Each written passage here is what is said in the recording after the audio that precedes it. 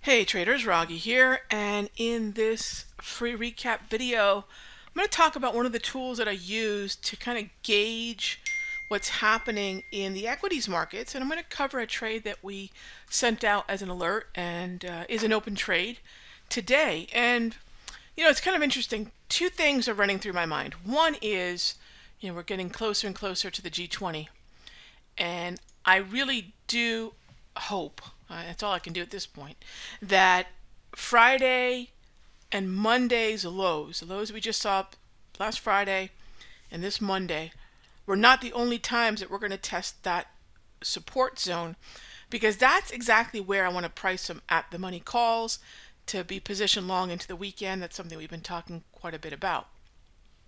Now, to get down there, I need weakness, and in the meanwhile, we do have a pretty good 480-minute downtrend. Now, when it comes to downtrends, I'm going to be positioning in the same two markets that we've been, taking shorts in for quite some time. In fact, we've been short the NAS right around that 7,200 level, between 71.45 and 72.95, back since the first week or so of this month.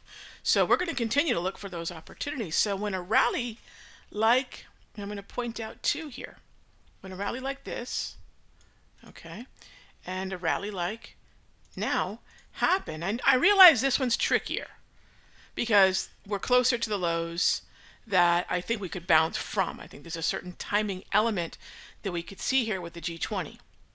So I've taken kind of a near-term short where we've taken a short between 67.07 and 67.20.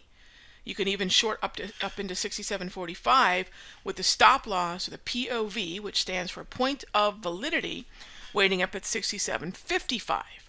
So that's what a typical alert setup looks like. What I want to do is take this at least to about 66.55, even 66.05, but that's really going to mean that we break the 6,700 level and get down through the 66.70 area that we bounced from before. Now, the way we get down there is through this. And this is just another layout that I keep on my charts. And this layout allows me to keep an eye on what really is the NASDAQ. If you're trading index futures, even as a futures trader, you are indeed trading stocks. You crack the NASDAQ open, what you've got inside of it is a number of stocks weighted to varying degrees within this index of 100 names.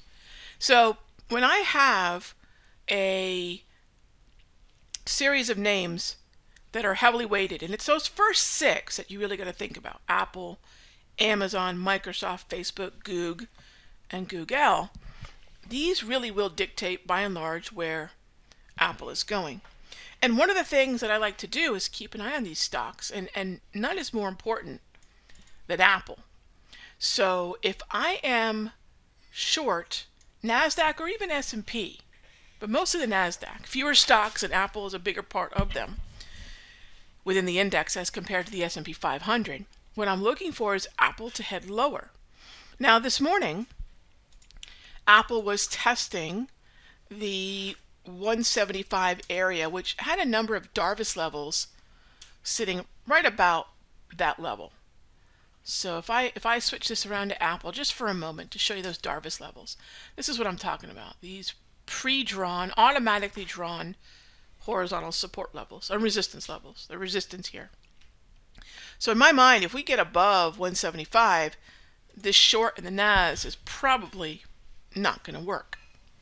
So what I'm looking for is Apple to exhaust. And while Apple's exhausting, oftentimes it will set up trades all of its own, and it's going to lend itself really well to the short in the NASDAQ that I'm looking for follow through on the 480-minute time frame. So this is not a 1-minute chart setup that I'm talking about at all. But if I want to know where the momentum is in the NASDAQ, especially with Apple, being fairly resilient today, and if that's the case, it's going to be very difficult for this NQ to sell off. But if Apple can head lower, and what I do is I just want to keep an eye on Apple, I just really turned it into an indicator. I turned it into a line chart at the bottom of my screen. And if Apple can break down through, really, number one, stay away from 175 and potentially break down through the 173 level. I mean, that would, or even 173.50. If I get a 173 print, I'm in business. So you can see where we're kind of levitating and why it's so difficult for the NASDAQ to break 6,700. Now, I don't want to imply Apple's the only thing here, but when I look at the overall market at the moment, Apple, Amazon, and even Microsoft have been fairly resilient. So it's all three that I'll be keeping an eye on, but I can kind of summarize and look at the most impactful name by turning it into an indicator and putting it at the bottom of my chart. So I hope that's something that will help you track why certain index futures are moving the way they are.